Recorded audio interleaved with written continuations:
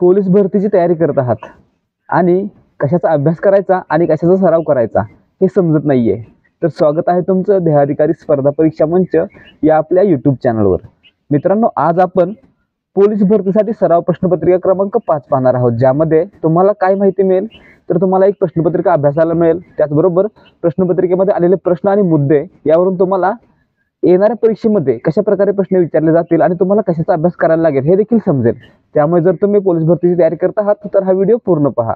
त्याचबरोबर या परीक्षेची तयारी करणारे आपले मित्र आणि नातेवाईक यांच्यासोबत देखील हा व्हिडिओ शेअर करा. तसेच अशाच प्रकारचे आणखी व्हिडिओ पाहून सराव करण्यासाठी ध्येयाधिकारी स्पर्धा परीक्षा मंच या आपल्या हक्काच्या यूट्यूब चॅनलला सबस्क्राईब देखील करा. आणि याचसोबत आम्ही आपल्यासाठी घेऊन आलो आहोत टेलिग्राम चॅनलवर डेली क्विज, ज्यामध्ये आपण सर्व विषयांचा सखोल अभ्यास करणार आहोत. तसेच प्रत्येक प्रश्नाचं योग्य स्पष्टीकरण आपल्याला त्या ठिकाणी पाहायला मिळणार आहे. प्रश्नाचं उत्तर चुकलं तरी तुम्हाला त्या ठिकाणी त्या प्रश्नाचं उत्तर का चुकलं आणि का बरोबर असायला हवं हे देखील स्पष्टीकरणामार्फत समजेल. त्यामुळे जर तुम्हाला या प्रकारे देखील सराव करायचा असेल आणि आपला अभ्यास तपासायचा असेल तर तुम्ही डिस्क्रिप्शनमध्ये दिलेल्या लिंकवरून टेलिग्राम चॅनल जॉईन करू शकता. त्याचबरोबर डिस्क्रिप्शनमध्ये दिलेल्या टेलिग्राम किंवा व्हॉट्सअप लिंकवरून आम्हाला संपर्क देखील करू शकता.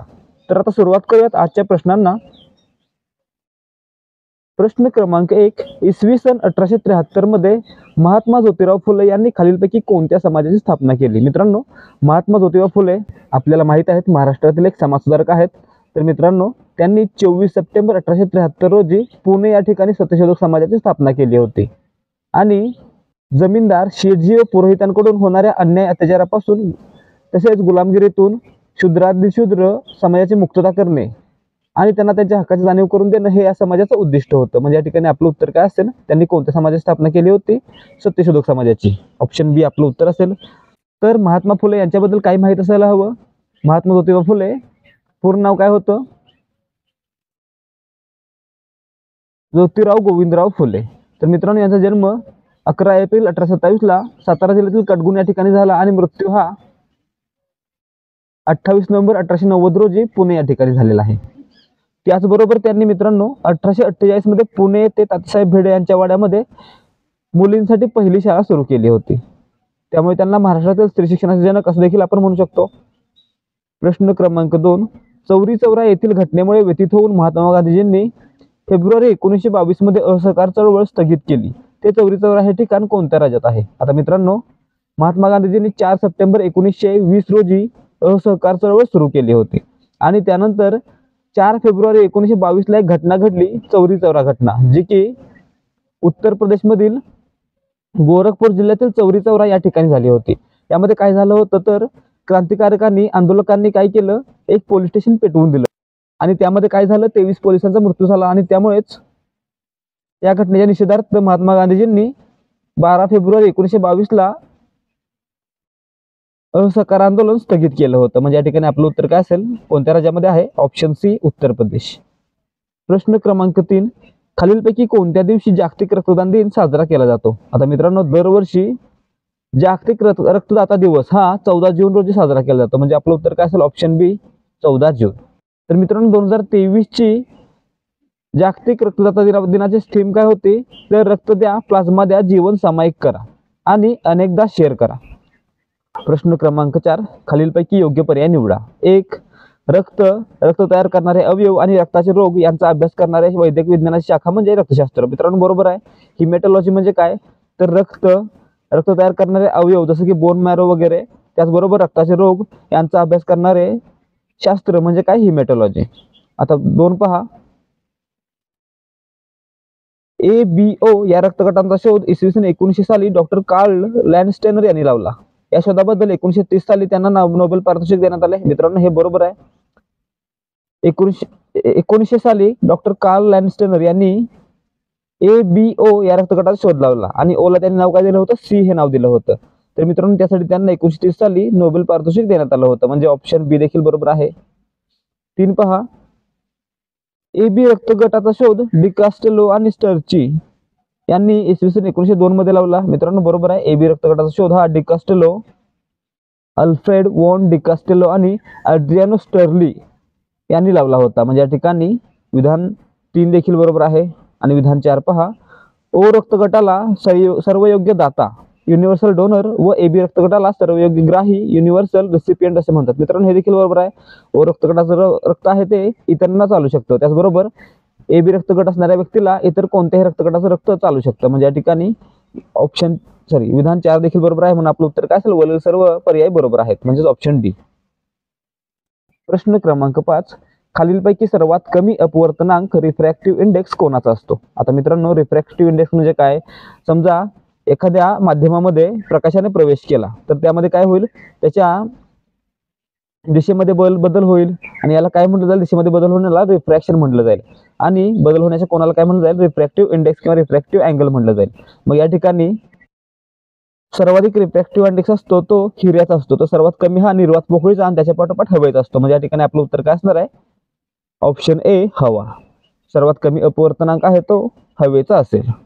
प्रश्न क्रमांक 6, जेव्हा शुभ्र प्रकाश लोलकावर म्हणजे प्रिझमवर आपत्ती असतो तेव्हा वेगवेगळे रंग वेगवेगळ्या कोनातून वळतात. या 7 रंगांपैकी कोणते रंग अनुक्रमे सर्वात कमी व सर्वात जास्त वळतात?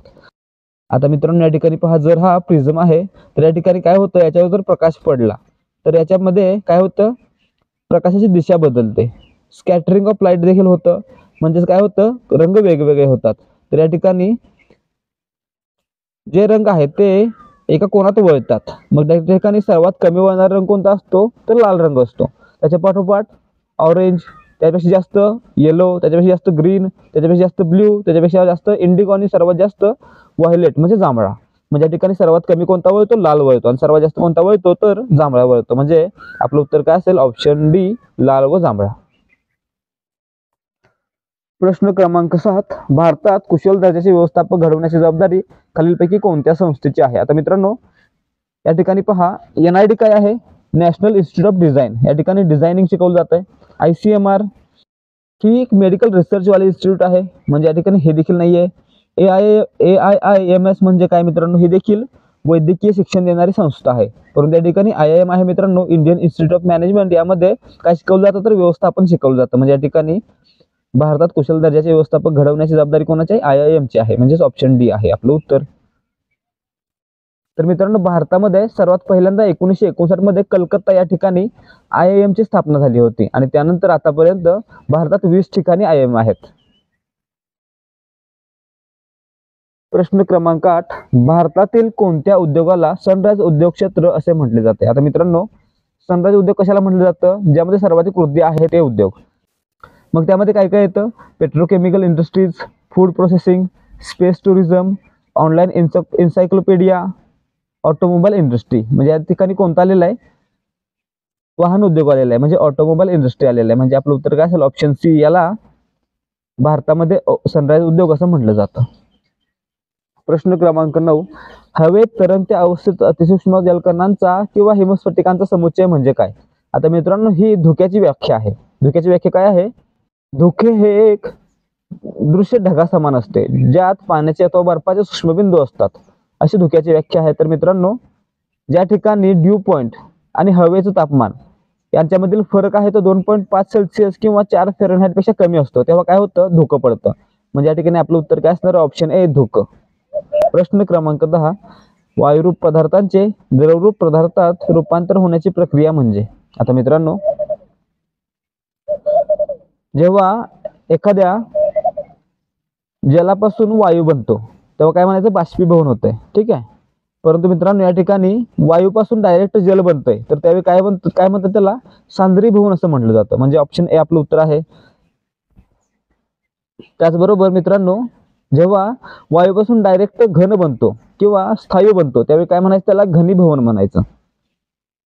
आणि मित्रांनो स्थायूपासून जेव्हा द्रव तयार होतो तेव्हा त्याला द्रवीभवन म्हणायचं, ठीक आहे. प्रश्न क्रमांक 11, रायगड जिल्ह्यातील पाताळगंगा ही नदी पश्चिमेकडे वाहत जाऊन कोणत्या खाडीला मिळते? आता मित्रांनो आपल्याला कोकणातील खाड्यांचा त्याचबरोबर नद्यांचा उत्तरेकडून दक्षिणेकडे क्रम माहित असला पाहिजे आणि त्यामुळे आपल्याला याची उत्तर सोडवून सोपं जाईल. म्हणजे या ठिकाणी पहा रायगडमध्ये नद्या कोणत्या आहेत, तर पाताळगंगा, अंबा, कुंडलिका, काळ, गंधार, भोगावती, घोड. तर मित्रांनो यापैकी पाताळगंगा आणि अंबा या 2 नद्या आहेत त्या धरमतर खाडीमध्ये जाऊन मिळतात. म्हणजे या ठिकाणी आपलं उत्तर काय असेल, ऑप्शन बी धरमतर.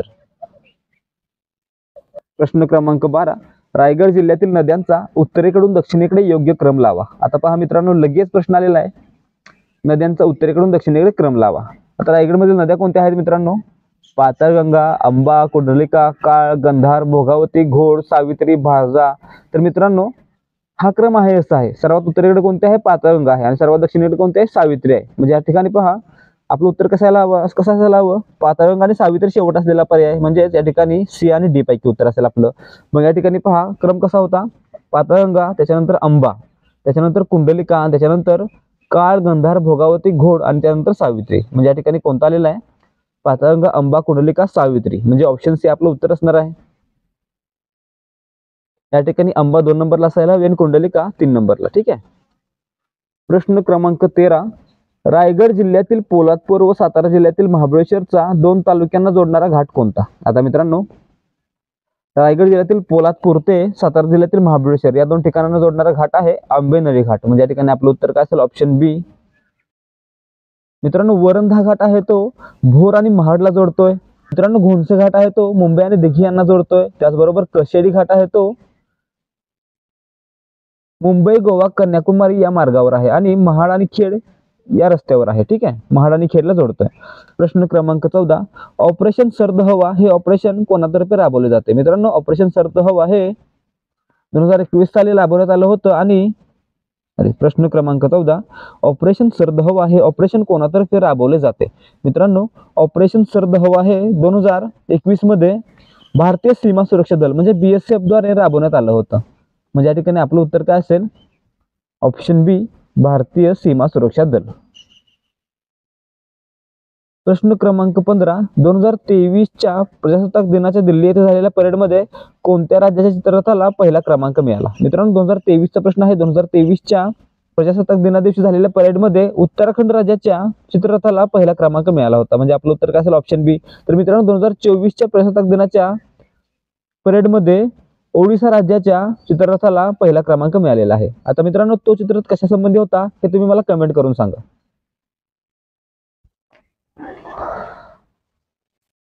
प्रश्न क्रमांक 16.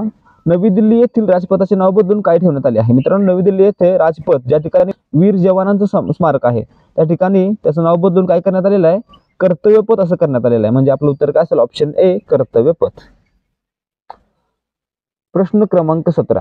जय जय महाराष्ट्र माझा गरजा महाराष्ट्र माझा या गीतास राज्यगीत म्हणून जाहीर करण्यात आले आहे. ते गीत कोणत्या कवीने लिहिले आहे? मित्रांनो ते गीत आहे ते राजा निळकंठ बढे यांनी लिहिलेलं आहे. म्हणजे आपलं उत्तर काय असेल? Option D. तर मित्रांनो जे गीत गायलं गेले आहे त्याला संगीत दिलेलं आहे श्रीनिवास खळे यांनी आणि गायलेलं आहे लोकगायक कृष्णराव उर्फ शाहीर साबळे यांनी. ठीक आहे. प्रश्न क्रमांक 18. संयुक्त राष्ट्राने 2023 हे वर्ष काय म्हणून साजरे करण्याचा निर्णय घेतला आहे? मित्रांनो संयुक्त राष्ट्राने 2023 हे वर्ष कशासाठी ठरवलं होतं? तर आंतरराष्ट्रीय पौष्टिक तृणधान्य वर्ष म्हणजेच इंटरनॅशनल इयर ऑफ मिलेट्स. ठीक आहे. म्हणजे ऑप्शन सी आपलं उत्तर असेल. त्याचबरोबर मित्रांनो संयुक्त राष्ट्राने 2024 हे वर्ष आहे ते इंटरनॅशनल इयर ऑफ कॅमेलिड्स म्हणजे उंटवर्गीय प्राण्यांच्या गटासाठी 2024 हे वर्ष असेल असं संयुक्त राष्ट्र संघाने घोषित केलेलं आहे. प्रश्न क्रमांक 19. भारतरत्न पुरस्काराबाबत खालीलपैकी कोणते विधान असत्य आहे? ए आतापर्यंत 6 राष्ट्रपतींना भारतरत्न पुरस्कार प्राप्त आहे. मित्रांनो बरोबर आहे. आतापर्यंत 6 राष्ट्रपती असलेल्या व्यक्तींना भारतरत्न पुरस्कार देण्यात आलेला आहे. त्यापैकी पहिले कोण? डॉक्टर सर्वपल्ली राधाकृष्णन, त्यानंतर डॉक्टर राजेंद्र प्रसाद जे की भारताचे पहिले राष्ट्रपती होते, त्यानंतर झाकीर हुसेन, त्यानंतर व्ही गिरी, त्यानंतर डॉक्टर APJ अब्दुल कलाम आणि 6वे आहेत प्रणव मुखर्जी. ठीक आहे. प्रणव मुखर्जी यांना 2019 मध्ये भारतरत्न पुरस्कार देण्यात आलेला आहे. आता विधान बी पहा. भारतरत्न पुरस्कार 5 महिलांना देण्यात आलेला आहे. मित्रांनो हे देखील बरोबर आहे. भारतरत्न पुरस्कार आहे तो 5 महिलांना देण्यात आलेला आहे. कोणत्या 5 महिला होत्या? सर्वात पहिल्या इंदिरा गांधी, त्यानंतर मदर तेरेसा यांच्यानंतर अर्नो असफ अली, त्यानंतर MS सुब्बलक्ष्मी आणि 5व्या महिला आहेत लता मंगेशकर. यांना 2001 साली भारतरत्न पुरस्कार देण्यात आलेला होता. ठीक आहे. 5 महिला झाल्या. इंदिरा गांधी, अर्नो असफ अली, मदर तेरेसा, लता मंगेशकर आणि MS सुब्बलक्ष्मी. सी पहा, भारतरत्न पुरस्कार 6 मुख्यमंत्र्यांना देण्यात आलेला आहे. मित्रांनो बरोबर आहे. आतापर्यंत 2024 पर्यंत भारतरत्न पुरस्कार 6 मुख्यमंत्र्यांना देण्यात आलेला आहे. त्यापैकी सर्वात नवीन कोण आहेत? सर्वात नवीन आहेत 2024 साली देण्यात आलेले बिहारचे मुख्यमंत्री कर्पूरी ठाकूर. ठीक आहे. डी पहा, भारतरत्न प्राप्त परदेशी व्यक्ती 5 आहेत. मित्रांनो या ठिकाणी पहा, भारतरत्न प्राप्त परदेशी व्यक्ती 2 आहेत. त्यापैकी मदर तेरेसा यांनी भारतीय नागरिकत्व स्वीकारलं होतं. म्हणजे या ठिकाणी भारतरत्न प्राप्त व्यक्ती किती आहेत? 1 आहेत. आणि कोणते आहेत तर मित्रांनो त्यांचं नाव आहे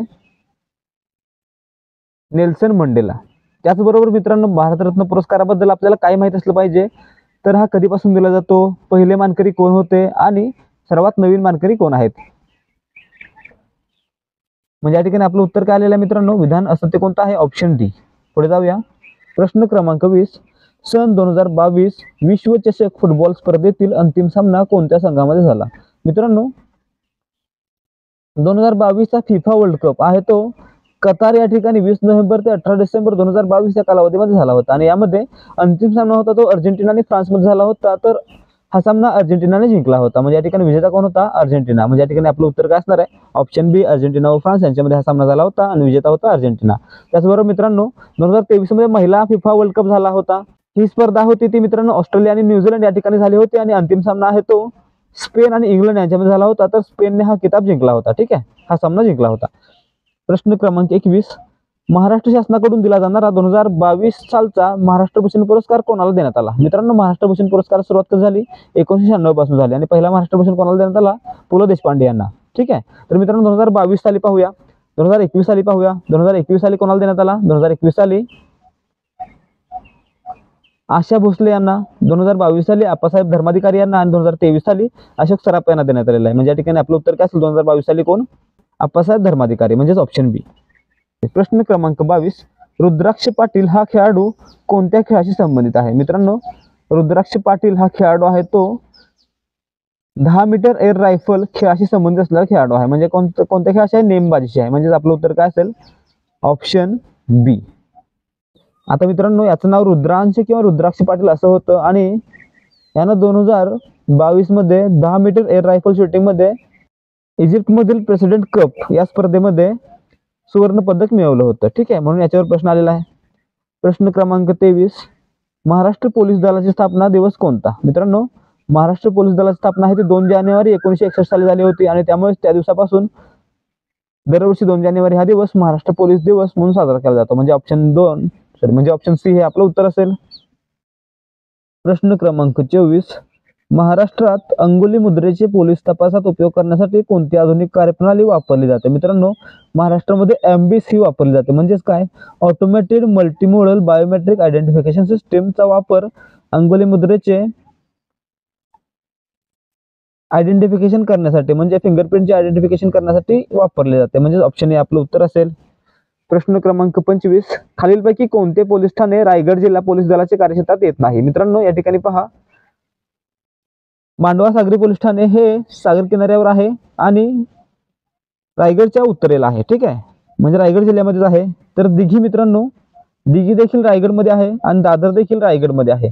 त्याचबरोबर मित्रांनो मोरा सागरी पोलीस ठाणे आहे ते नवी मुंबई आणि ठाणे या ठिकाणी आहे. म्हणजे या ठिकाणी दिलेलंच आहे. आपलं उत्तर काय असणार आहे? ऑप्शन सी मोरा सागरी पोलीस ठाणे हे रायगड जिल्ह्यामध्ये येत नाही. प्रश्न क्रमांक 26. 6 अंकी सर्वात मोठी व 6 अंकी सर्वात लहान संख्या यांची बेरीज किती? आता मित्रांनो 6 अंकी सर्वात मोठी संख्या कोणती आहे?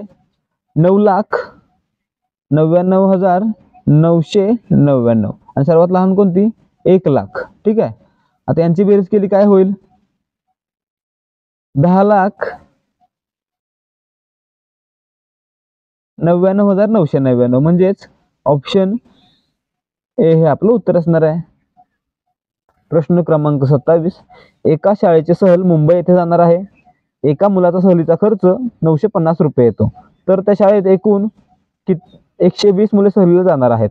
तर सर्व विद्यार्थ्यांचा सहलीचा खर्च किती येईल? आता मित्रांनो या ठिकाणी काय करायचं? सोपंच दिलेलं आहे यांनी. 950 गुणिले 120 करायचं आहे. 950 गुणिले 120. ठीक आहे, काय येईल? शून्याला शून्य लिहिला, 12 शून्य 0, 12 पंचे 60, शून्याला हातचा आले किती? 6 आणि 12 अष्टोदर्श आणि 6 114. म्हणजेच 1,14,000 इतका खर्च येईल, म्हणजेच ऑप्शन बी आपलं उत्तर असणार आहे. प्रश्न क्रमांक 28. एक गाडी ए या ठिकाणापासून बी या ठिकाणापर्यंत ताशी 45 किलोमीटर प्रति तास या वेगाने जाते. जर ए व बी या ठिकाणामधील अंतर 225 किलोमीटर असेल तर गाडीला ए या ठिकाणापासून बी या ठिकाणी पोहोचायला किती तास लागतील? आता मित्रांनो, अंतर किती दिलेलं आहे? 225 किलोमीटर दिलेलं आहे आणि स्पीड दिलेला आहे 45 किलोमीटर प्रति तास. मग या ठिकाणी आपल्याला काय वापरायचं आहे? Speed is equal to distance upon time हा फॉर्म्युला वापरायचा आहे. मग या ठिकाणी आपल्याला काय काढायचं? टाइम काढायचा आहे. मग काय होईल? टी इकडे येईल आणि यस इकडे जाईल, म्हणजेच फॉर्म्युला कसा होईल? T is equal to distance upon speed, म्हणजेच 225 भागिले 45 किती येईल?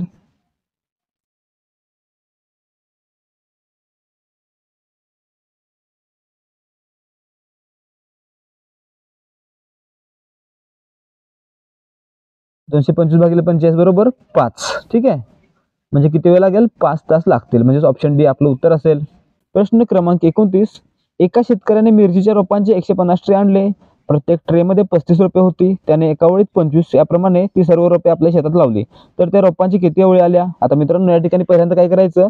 150 ट्रे आहेत आणि प्रत्येक ट्रेमध्ये 35 रोपे आहेत, म्हणजे एकूण रोपे किती ते काढायचं आणि त्याला काय करायचं? एकूण ओळीने भागायचं. ठीक आहे, तरी एका ओळीत किती फुलं आहेत त्यानं भागायचं. ठीक आहे, म्हणजे या ठिकाणी काय मिळेल आपल्याला? एकूण किती ओळी होतील ते मिळेल, म्हणजेच 150 गुणिले 35 किती झालं? 150 गुणिले 35 बरोबर 5250. आता मित्रांनो, याला काय करायचं? 5250 भागिले 25, त्यामुळे आपल्याला काय मिळेल? 25 काय? एका ओळीतील फुले. मग आपल्याला काय मिळेल? एकूण किती ओळीत होतात ते मिळेल, म्हणजेच 25 जर 525 भागलं तर काय मिळतं?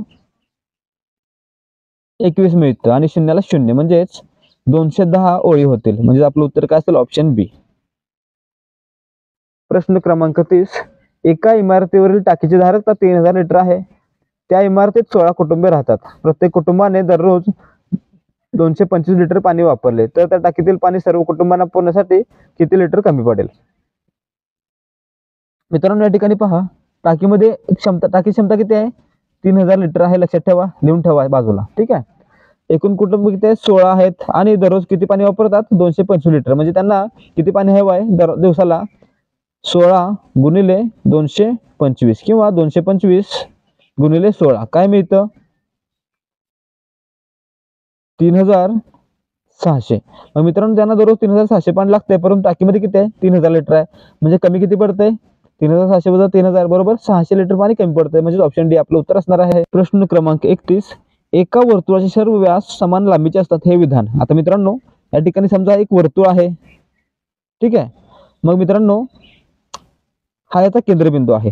मग आता जर या ठिकाणी एक रेषा काढली तर ही काय? जीवा आहे. ठीक आहे, आणि मित्रांनो, जर या ठिकाणी काढली तर काय? ही देखील एक जीवा आहे, परंतु जी वर्तुळ मध्यातून जाते, वर्तुळाच्या केंद्रातून जाते, त्या जीवेला काय म्हटलं जातं? व्यास म्हटलं जातं. आणि मग मित्रांनो, प्रत्येक व्यास आहे तो वर्तुळाच्या केंद्रातून जातो, म्हणजेच वर्तुळाचे सर्व व्यास असतील ते काय असतील? समान लांबीचे असतील, म्हणजेच आपलं उत्तर काय असेल? हे विधान काय आहे? बरोबर आहे. ऑप्शन बी हे आपलं उत्तर असणार आहे. परंतु मित्रांनो, या ठिकाणी वर्तुळाचे सर्व जीवा समान लांबीचे असतात असं विचारलं असतं तर हे विधान चुकलं असतं. ठीक आहे. प्रश्न क्रमांक 32. मुंबईहून रात्री 10:15 निघालेली रेल्वे नागपूरला दुसऱ्या दिवशी दुपारी 1:40 पोहोचली तर या प्रवासात किती वेळ लागला? आता मित्रांनो, या ठिकाणी काही नाही करायचं आहे. आता रात्री 10:15 निघाले आणि दुपारी 1:40 पोहोचले, म्हणजे या ठिकाणी एकूण वेळ किती लागणार आहे हे आपल्याला काढायचं आहे. आता या ठिकाणी पहा, रात्री 1:40 ते दुपारी 1:40 किती तास होतात? एकूण तास होतात 12. ठीक आहे, आणि मित्रांनो, मग आता या ठिकाणी काय काढायचं आहे? फक्त रात्री 1:40 म्हणजेच किती? 13:40. ठीक आहे, वजा काय करायचं आहे? 10:15 काय मिळेल आपल्याला? 25 3 तास 25 मिनिटं अधिक 12 तास, म्हणजेच किती? 15 तास 25 मिनिटं इतका वेळ लागेल, म्हणजेच ऑप्शन बी आपलं उत्तर असेल. प्रश्न क्रमांक 33. 8 सेमी लांबी व 3 सेमी रुंदी असणाऱ्या आयताची परिमिती किती? आता मित्रांनो, या ठिकाणी काय दिलेलं आहे? आयताची लांबी 8 सेमी आहे आणि रुंदी 3 सेमी आहे, तर परिमिती काढायची. परिमिती सूत्र काय असतं? आयताची परिमिती बरोबर 2 गुणिले लांबी म्हणजे एल अधिक रुंदी बरोबर विड्थ. म्हणजे या फॉर्म्युलामध्ये किमती ठेवा. आता लांबी दिलेली रुंदी दिलेली आहे म्हणजेच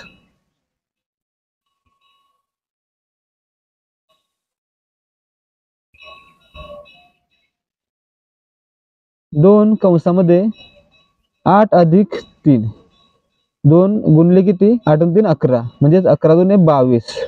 परिमिती किती आली आयताची 22 आली. ठीक आहे, म्हणजे ऑप्शन बी आपलं उत्तर असेल.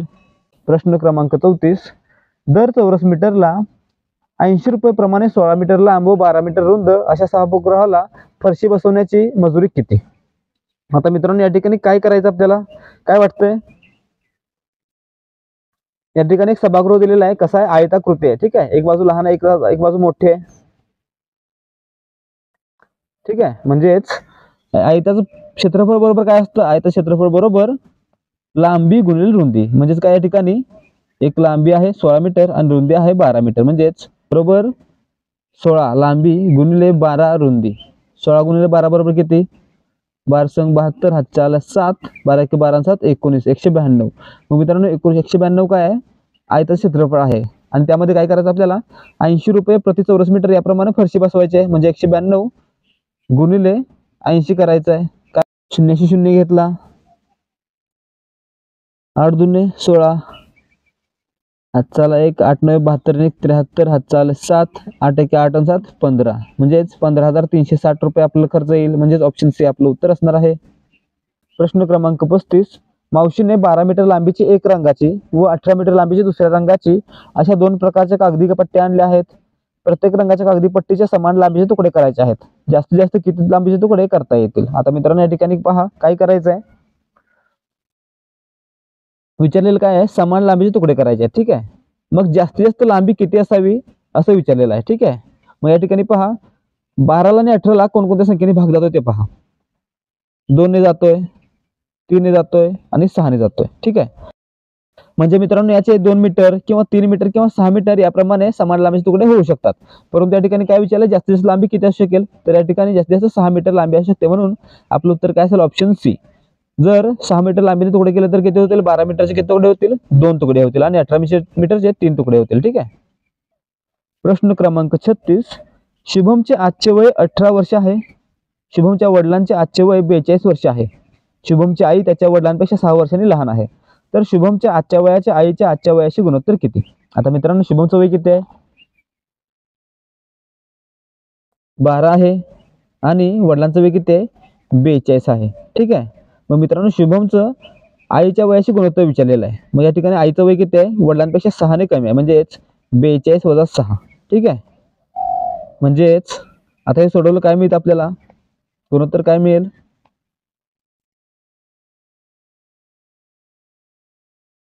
12 भागिले 36 म्हणजेच 12 × 12 12 × 36 1/3 म्हणजेच 1/3 हे गुणोत्तर मिळेल. म्हणजेच ऑप्शन डी हे आपलं उत्तर असणार आहे. प्रश्न क्रमांक 37. सोहमला त्याच्या वाढदिवसाच्या दिवशी एकूण 40 मेसेजेस आले. त्यापैकी 80% मेसेजेस वाढदिवसाच्या शुभेच्छा देणारे होते. तर त्याला वाढदिवसाच्या शुभेच्छा व्यतिरिक्त किती मेसेजेस आलेले आहेत. आता मित्रांनो या ठिकाणी पहा त्याला किती मेसेज आले 40 मेसेज आले. त्यापैकी 80% म्हणजे 40 गुणिले 80/100 मेसेज त्याला कसे आलेले आहेत वाढदिवसाच्या शुभेच्छा देणारे आलेले आहेत. म्हणजेच 0ला 0 गेला हा 0ला 0 गेला हा म्हणजेच 4 गुणिले 8 बरोबर किती 32. त्याला 32 मेसेज आले वाढदिवसाच्या शुभेच्छा देणारे. आणि इतर मेसेज किती असतील मग 40 वजा 32 बरोबर किती 8 मेसेज. त्याला इतर मेसेज आलेले आहेत 8 म्हणून आपलं उत्तर काय असेल ऑप्शन बी. प्रश्न क्रमांक 38.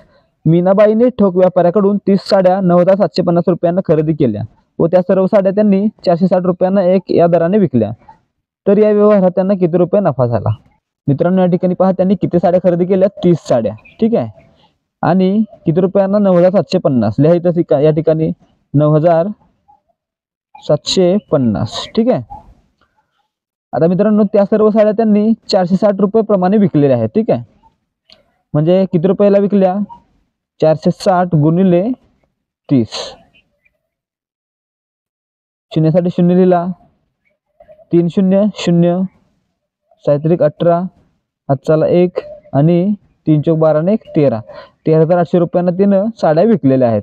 आणि खरेदी किती रुपयाने केल्या होत्या 9,750 म्हणजेच 13,800 वजा 9,750 वजाबाकी काय येते 0 10 5 गेलं 5 0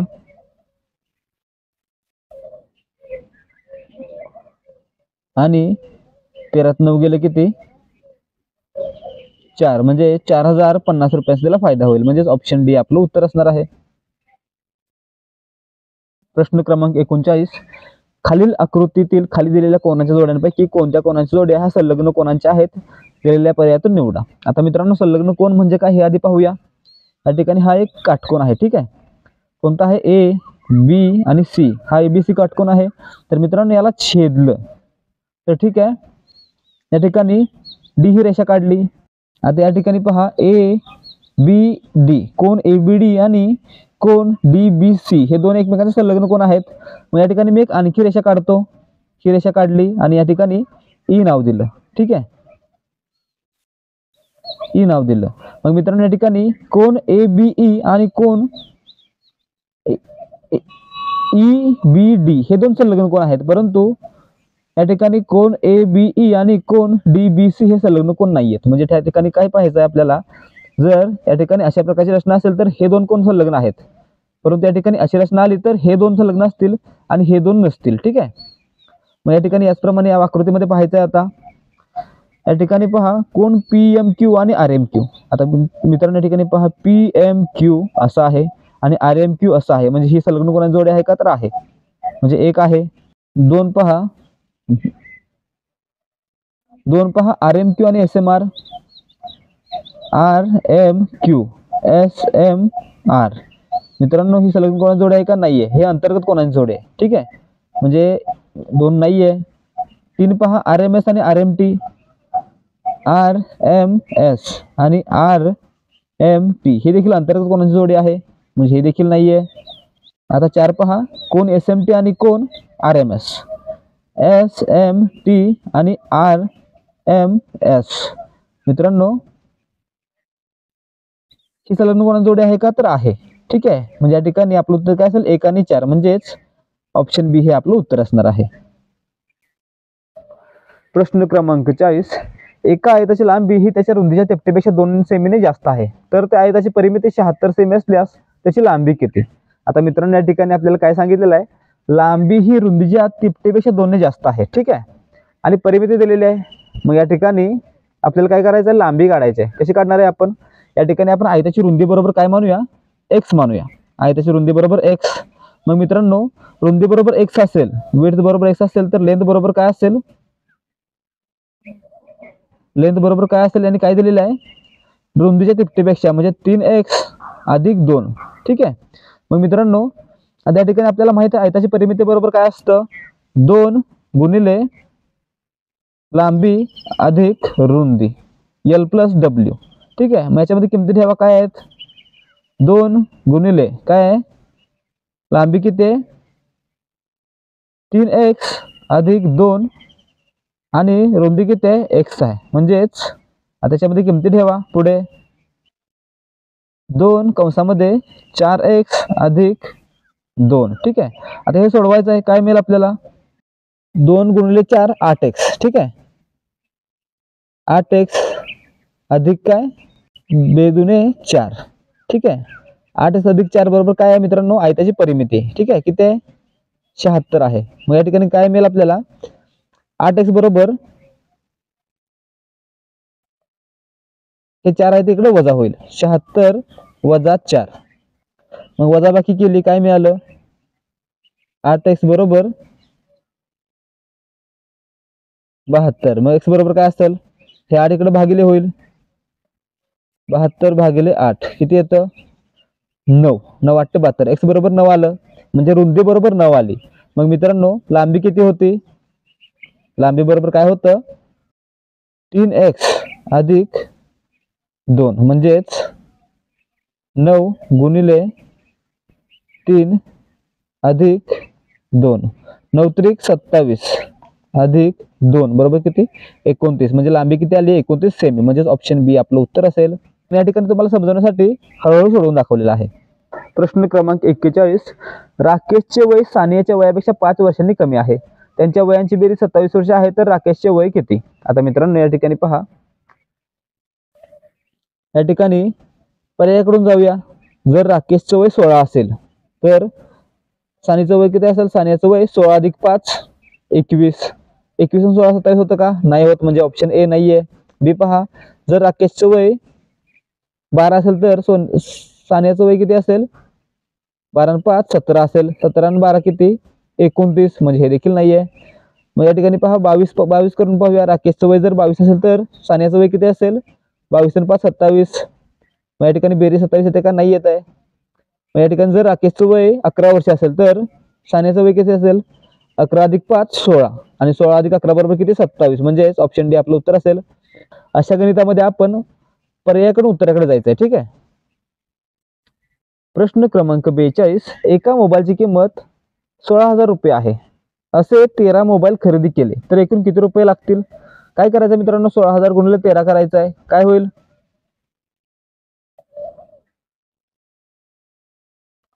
16 गुणिले 13 करून पाहूया. 13 संग 78, 7 आणि 13 के 13 7 20, म्हणजेच 2,08,000 रुपये इतका खर्च होईल, म्हणजेच ऑप्शन सी आपलं उत्तर असणार आहे. प्रश्न क्रमांक 43, एका शेताची खुरपणी पूर्ण करण्यास 5 मजुरांना 12 दिवस लागतात, तर 6 मजुरांना किती दिवस लागतील? मित्रांनो या ठिकाणी एक फॉर्म्युला वापरायचा. काय वापरायचा? मजूर गुणिले दिवस. ठीक आहे, बरोबर मजूर गुणिले दिवस. या ठिकाणी ही पहिली सिच्युएशन, ही दुसरी सिच्युएशन. ठीक आहे. या ठिकाणी काय आहे? 5 मजूर आहेत आणि 12 दिवस आहेत, तर 6 मजूर आणि किती दिवस असतील? x दिवस बरोबर काय x मानूया, म्हणजेच 5 गुणिले 12 बरोबर 6 गुणिले x. मग या ठिकाणी काय करायचं? x ची किंमत काढायची, म्हणजे काय होईल? हे 6 आहे ते इकडे जाऊन भागिले होईल, म्हणजेच 5 गुणिले 12 भागिले 6 बरोबर x. मग x बरोबर किती मित्रांनो? 6 1 6, 6 2 12 आणि 5 2 10, म्हणजे x बरोबर 10 आलं, म्हणजेच 6 मजुरांना किती दिवस लागतील? 10 दिवस लागतील, म्हणजेच ऑप्शन सी आपलं उत्तर असणार आहे.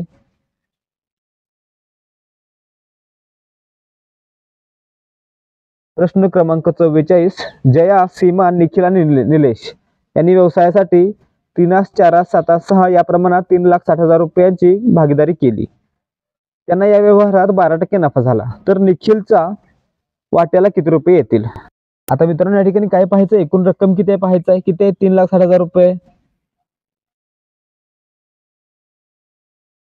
त्याच्यावर किती टक्के नफा झालेला? 12%. तो काढून घ्यायचा. 12% नफा म्हणजे किती रुपये? 12 भागिले 100.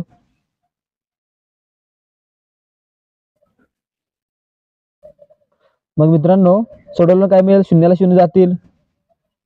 3,600 गुणिले 12, 0 0 0 0. ठीक आहे. आता 12 ने 36 ला गुणायचं आहे. किती येईल? 12 संग 72, हातचाला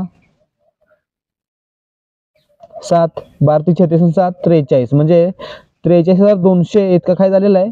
नफा झालेला आहे. आता मित्रांनो यांचं प्रमाण काय आहे? 3 4 7 6 असं प्रमाण आहे. ठीक आहे. मग याचं 1 युनिट करायचं आपल्याला. मग काय होईल? यांच्या सर्वांची बेरीज करायची. किती होईल? 3 अधिक 4 7, 7 आणि 7 14 आणि 6 20, यांची बेरीज झाली 20 झाली. मग मित्रांनो आता 1 युनिट काढायला काय करायला लागेल आपल्याला? एका युनिटचा नफा बरोबर काय करायला लागेल? 43,200 भागिले 20 केलं पाहिजे. काय मिळतं आपल्याला? शून्याला शून्य गेला आणि 4 दुने 4 आणि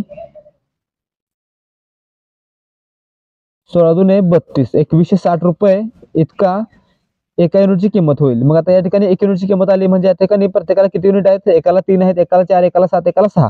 मग या ठिकाणी निखिलचं युनिट किती आहेत? निखिल 3 नंबरला आहे, म्हणजेच 7 युनिट आहेत. म्हणजेच 2160 गुणिले 7 केलं पाहिजे. 2160 गुणिले 7 केल्यानंतर काय मिळेल? 0 0 6 42, हातचाले 4, 7 1 7, 7 4 11, हातचाला 1, 7 14 आणि 1 15, म्हणजेच 15,120 रुपये इतके रक्कम कोणाला मिळेल? निखिलला मिळेल, म्हणजेच ऑप्शन सी आपलं उत्तर असेल. जर मित्रांनो इतर कोणाचं काढायचं असेल तर काय करायला लागेल? जयासाठी 2,160 गुणिले 3 केलं पाहिजे, सीमासाठी 2,160 गुणिले 4 आणि निलेशसाठी 2,160 गुणिले 6 केलं पाहिजे, म्हणजे आपल्याला त्यांच्या वाट्याला किती रक्कम मिळेल ते देखील मिळेल.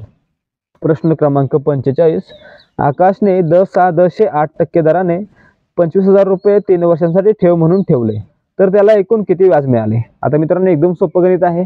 सरळ व्याजाचं सूत्र वापरायचं आहे. कोणतं आहे सरळ व्याजाचं सूत्र? सरळ व्याज बरोबर म.द.क भागिले 100, म्हणजेच मुद्दल दर कालावधी भागिले 100. मुद्दल किती आहे या ठिकाणी? 25,000 रुपये आहे. दर किती आहे? 8% आहे आणि कालावधी किती आहे? 3 वर्ष आहे. ठीक आहे. 25,000 गुणिले 8 गुणिले 3 भागिले 100. सोडवा आता. शून्याला शून्य गेले, शून्याला शून्य गेले. 250 गुणिले 8 गुणिले 3 किती येतं? अरे 25 किती? 200. 25 200 म्हणजे 2000 गुणिले 3 6000, म्हणजे एकूण किती व्याज मिळालेलं आहे? 6000 रुपये इतकं व्याज मिळालेलं आहे. ठीक आहे. म्हणजे आपलं उत्तर काय असेल? ऑप्शन बी. प्रश्न क्रमांक 46, एका बैलगाडीच्या चाकाचा व्यास 1.4 मीटर आहे. त्या बैलगाडीला 1.1 किलोमीटर अंतर पूर्ण करण्यासाठी तिच्या चाकाचे किती फेरे होतील? आता मित्रांनो या ठिकाणी चाकाचा व्यास दिलेला आहे 1.4 मीटर. त्याची त्रिज्या करायची तर काय करायला लागेल? त्याला 2 ने भागलं पाहिजे. त्रिज्या किती होईल? 0.7 मीटर. ठीक आहे. मग मित्रांनो या ठिकाणी चाकाचा व्यास आहे आणि 1.1 किलोमीटर अंतर कापण्यासाठी किती फेरे काढायला लागतील हे आपल्याला विचारलेलं आहे. म्हणजे या ठिकाणी काय काढलं पाहिजे? आपल्याला चाकाचा परिघ काढला पाहिजे, म्हणजे वर्तुळाचा परिघ काढला पाहिजे.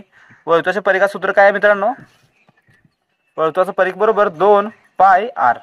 या ठिकाणी पाय बरोबर काय? 3.14. r म्हणजे काय? त्रिज्या. त्रिज्या किती आहे आपली? व्यासाची निम्मी म्हणजे 0.7 आहे. ठीक आहे. किमती ठेवा. 2 गुणिले 3.14 गुणिले किती? 0.7 किती येईल मित्रांनो उत्तर याचं? 4.396. 396. ठीक आहे मित्रांनो. या ठिकाणी काय आलं? हे चाकाचा परिघ आला. म्हणजे काय? हे जर वर्तुळ आहे तर याची या ठिकाणापासून या ठिकाणापर्यंतची पूर्ण लांबी किती आली? 4.396 मीटर आली. ठीक आहे. मग आपल्याला काय करायचं आहे? 1.1 किलोमीटर अंतर कापण्यासाठी किती फेरे पूर्ण करावे लागतील हे काढायचं आहे. म्हणजे काय करायचं? 1100 म्हणजे काय? 1.1 किलोमीटर बरोबर 1100 मीटर भागिले 4.396 मीटर. किती येईल उत्तर? उत्तर येतं 250.2.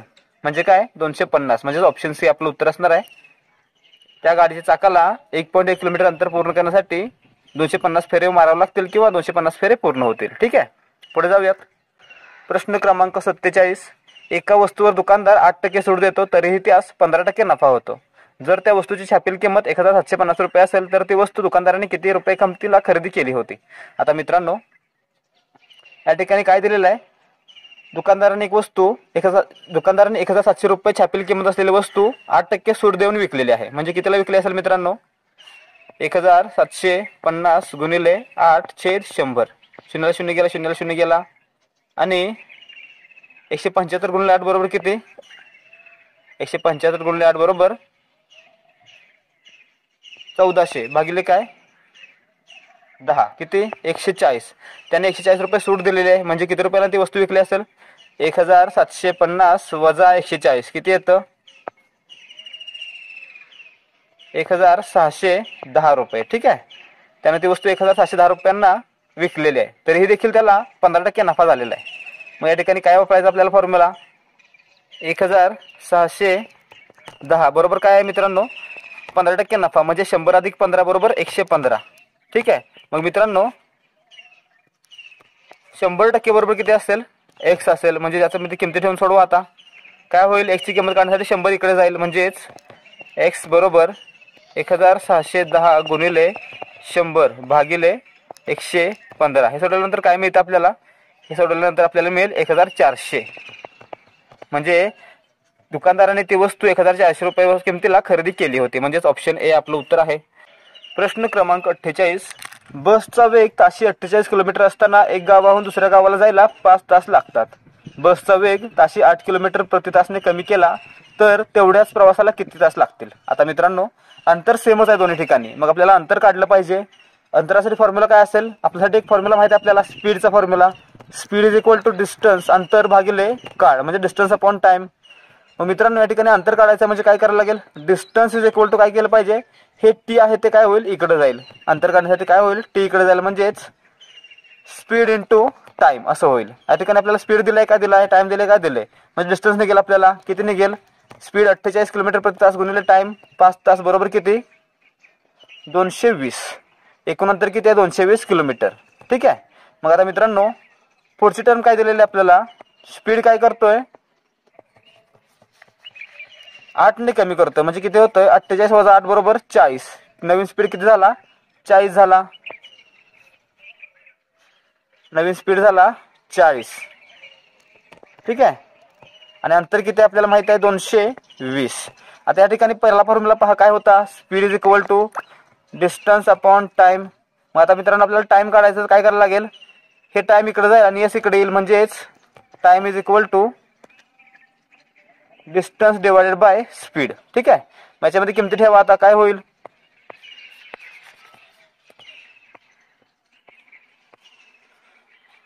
डिस्टन्स किती 220 किलोमीटर भागिले स्पीड किती आहे 40, भागल्यानंतर काय मिळेल 4 × 4 4 × 25.20 म्हणजे 5.5 तास इतका वेळ लागेल, म्हणजेच ऑप्शन बी आपलं उत्तर असणार आहे.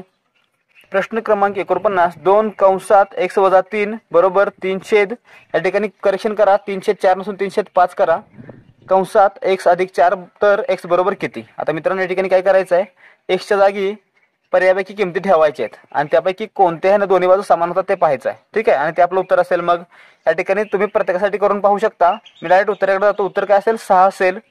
मग या ठिकाणी कसं करायचं, 2 कंसात किती आहे x, च्या जागी आपण किती घेणार आहे 6 घेणार आहे, वजा 3 बरोबर 3/5 कंसामध्ये x किती आहे 6 अधिक 4. सोडवा आता, 2 गुणिले 6 वजा 3 किती 3 बरोबर 3/5 गुणिले 6 अधिक 4 10. या ठिकाणी पहा 3 दुने 6 होतं, 6 बरोबर 5 × 5 5 दुने 10, 3 दुने 6 होतं, म्हणजे या ठिकाणी दोन्ही बाजू समान होतात म्हणून सी हे आपलं उत्तर असेल. या ठिकाणी तुम्हाला प्रत्येक ठिकाणी करायला लागेल, जास्त वेळ जाऊ नये म्हणून मी डायरेक्ट उत्तराकडे गेलेलो आहे.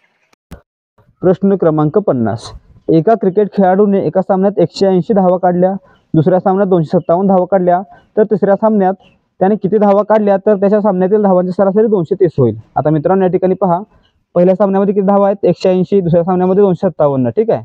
मग या ठिकाणी 180 अधिक 257 अधिक x बरोबर किती 3 सामन्याची सरासरी 230 गुणिले 3 सामने. ठीक आहे. मग या ठिकाणी काय होईल 230 गुणिले 3 किती 0 9 आणि 6 690. यांची बेरीज किती होते 7 8 5 13 हातचाला 1 2 2 4 437. मग या ठिकाणी 437 अधिक x बरोबर 690, तर x बरोबर किती असणार आहे 690 वजा 437 काय येईल, 10 7 गेलं 3, 8 3 गेलं 5 आणि 6 4 गेलं 2, 253. 253 हे आपलं उत्तर असेल. त्याला तिसऱ्या सामन्यामध्ये 253 धावा काढाव्या लागतील. ठीक आहे. दुसरी पद्धत पहा, सुरुवातीला काय करायचं 3 सामन्यांची सरासरी 230 आहे, तर 3 सामन्यांची एकूण संख्या किंवा एकूण धावा काढायच्या किती होतील 230 गुणिले 3 किती 690. आता या ठिकाणी 2 सामन्याच्या धावा किती झालेल्या आहेत 257 अधिक 180 किती 437. यांची वजाबाकी केली किती मिळतं 253. या पद्धतीने सुद्धा आपण काढू शकतो. प्रश्न क्रमांक 51 AZY BYXW CXWUV DWUVUTS. तर पुढे काय असेल मित्रांनो, काय केलेलं आहे ए नंतर ए साठी ABCD मधील किंवा अल्फाबेट्स मधील शेवटचे अक्षर Z आणि Y उलटे घेतलेले आहेत. ठीक आहे. त्याचप्रमाणे बी साठी Z सोडून त्याच्या पाठीमागची YXW 3 अक्षरे घेतलेले आहेत. सी साठी 4 अक्षरे घेतलेले आहेत x च्या आधीची, डी साठी W च्या आधीची. मग आता मित्रांनो ई साठी काय असेल, ई साठी व्ही च्या आधीची 5 अक्षरे घेतली जातील, सॉरी 6 अक्षरे घेतली जातील. कोणती कोणती V U D S R आणि क्यू, म्हणजे EVUTSRQ हे आपलं उत्तर असेल, म्हणजेच ऑप्शन डी हे आपलं उत्तर असणार आहे. प्रश्न क्रमांक 52, वर्तुळ, त्रिकोण, स्पेस, स्टार, स्क्वेअर, स्पेस, त्रिकोण, त्रिकोण, तारा, चौकोन, गोल किंवा वर्तुळ, त्रिकोण, त्रिकोण याप्रमाणे. आता मित्रांनो या ठिकाणी काय बसेल, या ठिकाणी पहा दोन त्रिकोण सलग आलेले आहेत दिसतात आपल्याला. त्यानंतर पहा स्टारच्या आधी काय त्रिकोण आलेला आहे, म्हणजे या ठिकाणी देखील त्रिकोण येतोय. ठीक आहे, पुढे जाऊन पाहूया. या दोन त्रिकोणाच्या आधी काय आलेला आहे, गोल आलेला आहे, म्हणजे या ठिकाणी गोल येईल. आता राहिल्या या दोन जागा, आपण पाहतो त्रिकोणानंतर काय आलेला आहे, स्टार आलेला आहे, याचे स्टार येईल मग. आणि स्टार नंतर काय बॉक्स आलेले, म्हणजे आपल्याला कसा क्रम घ्यायला लागेल, सुरुवातीला या ठिकाणचा त्रिकोण, नंतर या ठिकाणचा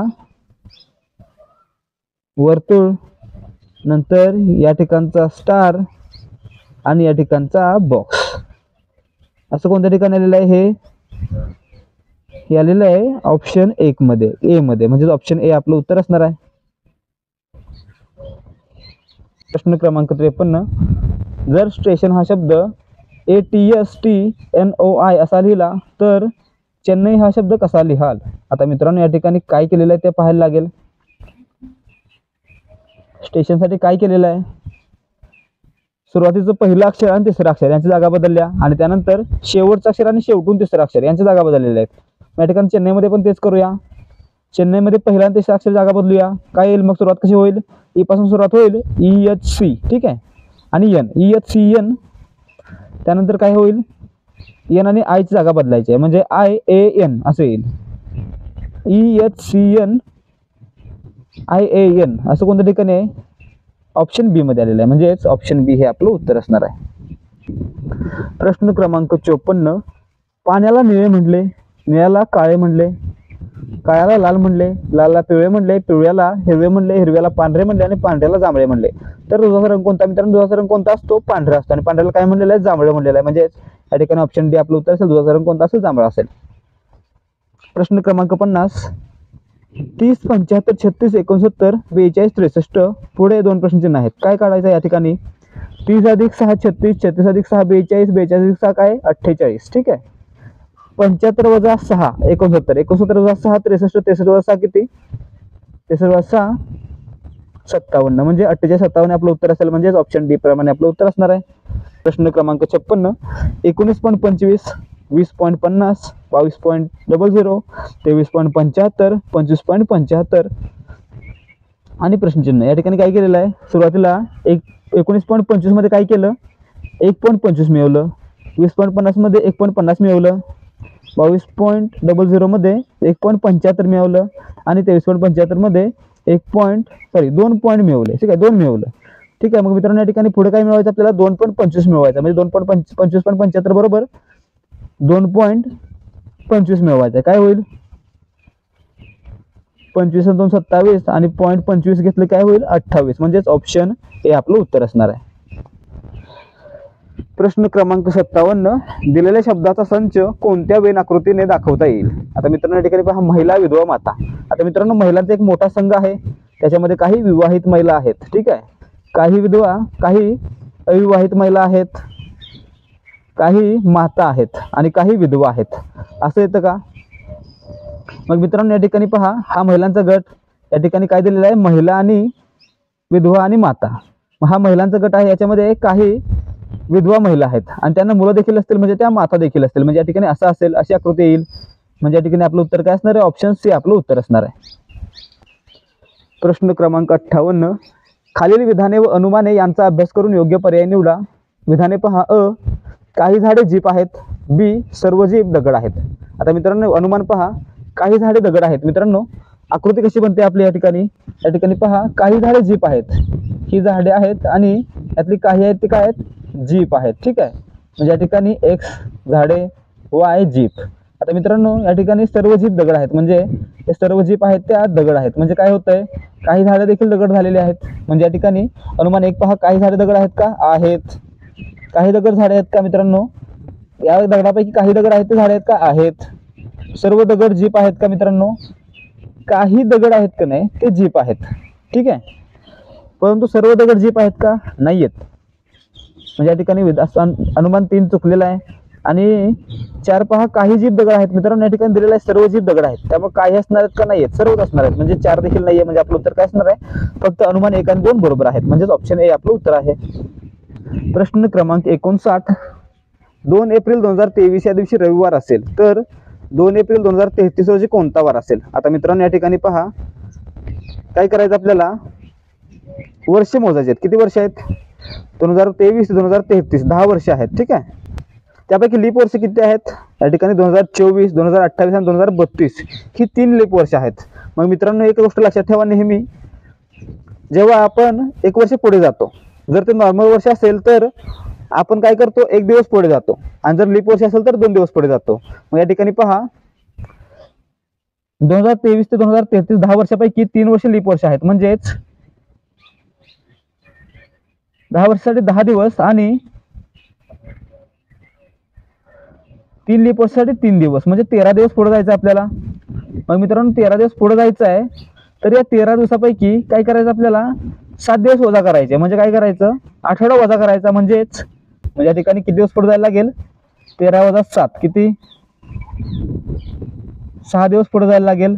कधीपासून, रविवारपासून. म्हणजेच सोमवार, मंगळवार, बुधवार, गुरुवार, शुक्रवार, शनिवार. म्हणजेच 6वा दिवस कोणता, तर शनिवार येतोय. म्हणजेच 2 एप्रिल 2023 रोजी कोणता वार असेल, शनिवार असेल. म्हणजेच आपलं उत्तर काय असेल, ऑप्शन बी. तर मित्रांनो वर्ष साधा असेल तर आपण 1 दिवस पुढे जातो, आणि लीप वर्ष असेल तर 2 दिवस पुढे जातो. या ठिकाणी 10 वर्ष आहेत आणि त्यापैकी 3 लीप वर्ष आहेत, म्हणजे एकूण 13 दिवस पुढे जायला लागेल. प्रश्न क्रमांक 60. सुभाष माधवपेक्षा 14 दिवसांनी लहान आहे. माधवचा जन्म 23 नोव्हेंबर 1980 या दिवशीचा आहे. माधवचा दुसरा वाढदिवस गुरुवार येत असल्यास सुभाषचा 6वा वाढदिवस कोणत्या दिवशी येईल. आता मित्रांनो बेसिक गोष्टी आहेत, समजून घ्या. सुभाष आहे तो माधवपेक्षा 14 दिवसांनी लहान आहे. म्हणजेच जर माधवचा जन्म 23 नोव्हेंबर 1980 चा असेल तर सुभाषचा जन्म कधीचा आहे, 23 + 14 बरोबर 9 तारखेचा असेल, ठीक आहे, 9 नोव्हेंबरचा असेल. आता मित्रांनो जर माधवचा दुसरा वाढदिवस गुरुवार येत असेल, ठीक आहे, म्हणजे दुसरा वाढदिवस म्हणजे काय, 23 नोव्हेंबर 1982 रोजी गुरुवार असेल, तर मित्रांनो सुभाषचा 6वा वाढदिवस कोणत्या दिवशी येईल. म्हणजे मित्रांनो सुभाषचा 6वा वाढदिवस कधी येईल, 1986. कधी, 9 नोव्हेंबर 1986. मग मित्रांनो या ठिकाणी आपल्याला काय करायचं आहे, सुरुवातीला जर 23 नोव्हेंबर 1982 ला गुरुवार असेल तर 9 नोव्हेंबर 1982 ला कोणता वार असेल ते काढायला लागेल. 9 नोव्हेंबर 1982 ला कोणता वार असेल तर या ठिकाणी काय करायला लागेल, गुरुवारपासून 14 दिवस मागे जायचं. म्हणजेच काय होईल, 2 आठवडे मागे जातो. म्हणजे त्या दिवशी देखील गुरुवार असेल. 9 नोव्हेंबर 1982 ला गुरुवार होता, तर 9 नोव्हेंबर 1986 ला कोणता वार असेल. या ठिकाणी पहा 82,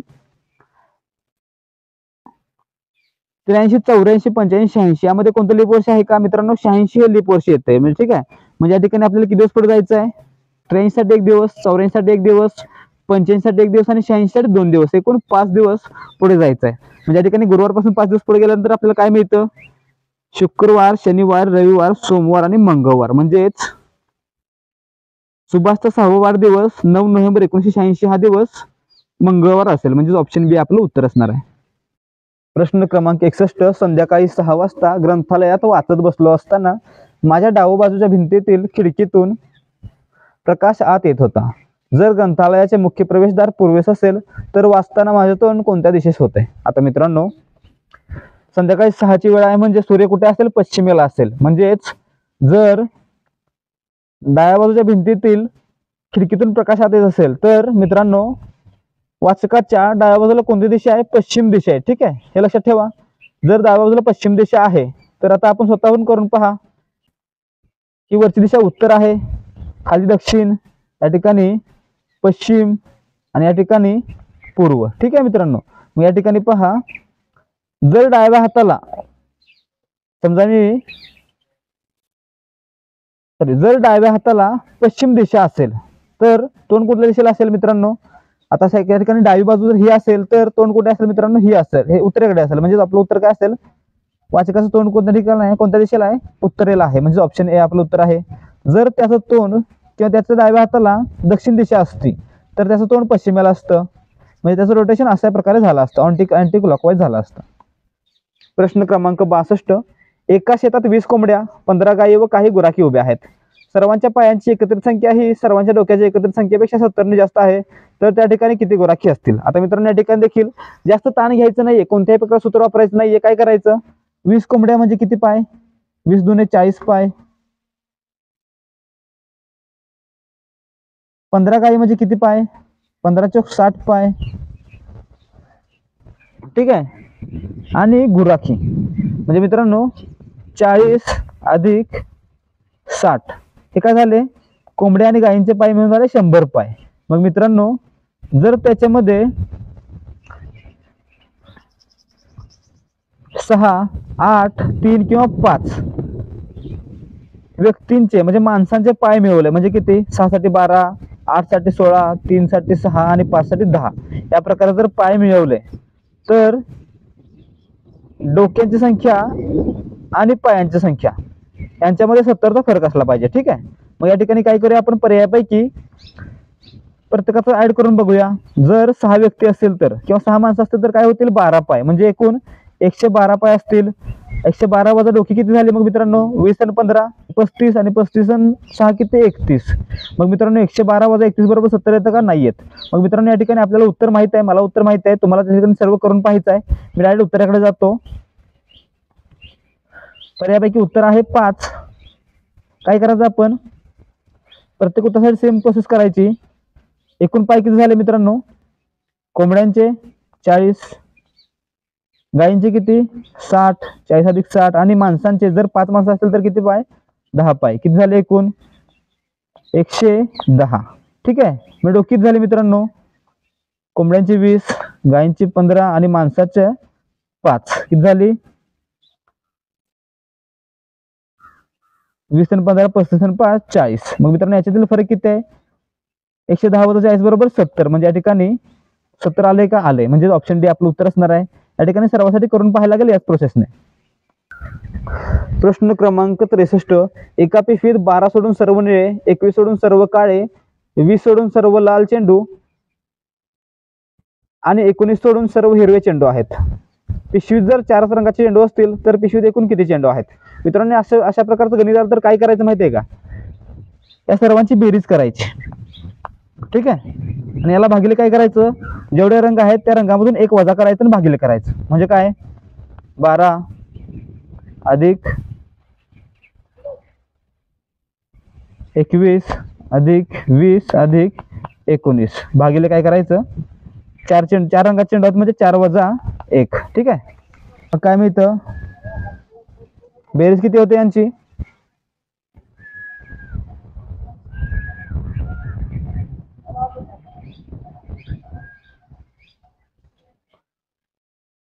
बेरीज होते 72. ठीक आहे. भागिले किती, 4 वजा 1 बरोबर 3. मग काय होतंय, 3 एके 3, 3 दुने 6, राहिले किती 1 आणि 3 चौक 12, म्हणजेच 24 ने भाग जातोय, म्हणजे या ठिकाणी एकूण किती चेंडू किती आहेत, 24 आहेत, म्हणजे ऑप्शन बी आपलं उत्तर असेल. प्रश्न क्रमांक 64. किरणचे घड्याळ प्रत्येक तासाला 4 सेकंद पुढे जाते. सोमवारी सकाळी 11 वाजता बरोबर लावलेले घड्याळ त्यानंतर येणाऱ्या शनिवारी सकाळी 11 वाजता कोणती वेळ दाखवेल? आता मित्रांनो सोमवारपासून शनिवारपर्यंत किती दिवस आहेत मोजा, मंगळवार, बुधवार, गुरुवार, शुक्रवार आणि शनिवार, एकूण 5 दिवस आहेत. म्हणजे एकूण तास किती झाले मित्रांनो, एकूण तास किती झाले, 5 गुणिले दिवसाचे तास 24, 5 गुणिले 24 बरोबर 5 चौक 20, हात चाले 2 आणि 5 दुने 10 2 12, 120 तास झाले. आणि मित्रांनो तासाला किती सेकंद पुढे जात आहे, 4 सेकंद पुढे जात आहे, म्हणजे 120 गुणिले 4 किती सेकंद पुढे गेलं, ते 480 सेकंद पुढे गेलेलं आहे. मग या ठिकाणी किती मिनिटं मागे पुढे गेले असणार आहे, 480 भागिले 60 किती, 6 एके 6, 0 0 गेला, 6 एके 6, 6 8 48, म्हणजे एकूण 8 मिनिटं काय होणार आहे, घड्याळ पुढे जाणार आहे, म्हणजे किती वाजतील, 11 वाजून 8 मिनिटं होतील, म्हणजे ऑप्शन ए आपलं उत्तर असणार आहे. प्रश्न क्रमांक 66. 8 32 तर 12 बरोबर किती? मित्रांनो या ठिकाणी काय केलेलं आहे, 8 चौक 32, 12 चौक 48 होतंय का, 48 पर्यायामध्ये नाहीये. मग या ठिकाणी काय केलं, 8च्या निम्म करून गुणलेलं आहे, 8 चौक 32 झालेला आहे. 12चे निम्म किती 6, 12 गुणिले 6 किती 12 संग 72, म्हणजेच ऑप्शन सी आपलं उत्तर असणार आहे। प्रश्न क्रमांक 67, 10/7, 14/9, 18/11, 22/13, तर पुढे काय? त्या ठिकाणी काही केलेलं नाही मित्रांनो। 10+4 14, 14+4 18, 18+4 22, 22+4 26 होणार आहे, ठीक आहे। आणि 7+2 9, 9+2 11, 11+2 13, 13+2 15, 26/15 आपलं उत्तर असणार आहे, म्हणजे ऑप्शन सी आपलं उत्तर असणार आहे। प्रश्न क्रमांक 68, 25 100 तर 36 बरोबर किती? आता या ठिकाणी मित्रांनो काय केलेलं आहे पहा, 25 चौक 100 आहे, 36 चौक किती येतं 6 चौक 24, हातचा आला 2 आणि त्याच्याकडून 12 2 14, 144 पर्यायामध्ये आहे का? नाहीये, म्हणजे या ठिकाणी परत करा। काय केलं असेल या ठिकाणी? मग या ठिकाणी काय केलेलं आहे, 25 वर्गमूळ किती 5, 5 वजा 1 किती 4, 25 चौक 100 केलेलं आहे। मग 36 वर्गमूळ किती येतं 6, 6 वजा 1 किती 5 येतं। मग 36 गुणिले 5 किती येणार आहे 6 पंचे 30, हातचा आले 3, 5 ते 15 3 18, म्हणजे 180, म्हणजे ऑप्शन ए आपलं उत्तर असू शकतंय। प्रश्न क्रमांक 69,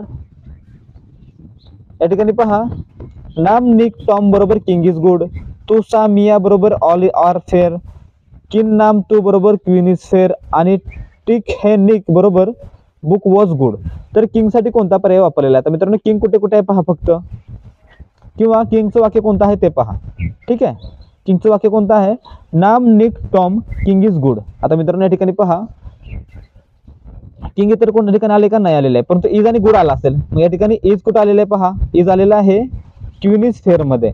मग या दोन्हीमध्ये कॉमन काय आलेलं आहे? या दोन्हीमध्ये कॉमन आहे नाम, म्हणजे इज साठी काय असेल? नाम असेल, ठीक आहे। नाम कट करा।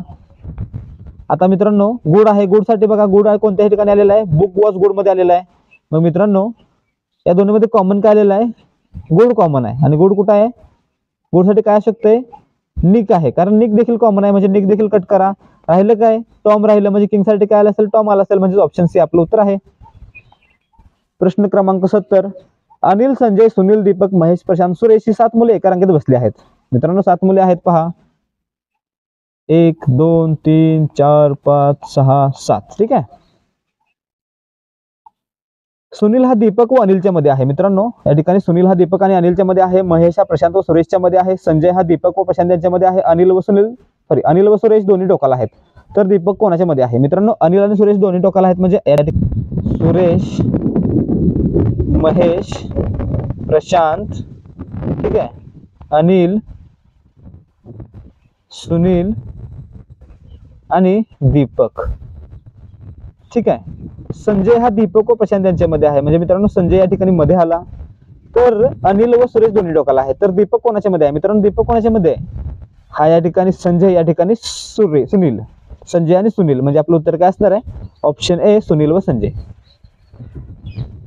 प्रश्न क्रमांक 71, 20 90 25 16 34 100 57 13 प्रश्नचिन्ह।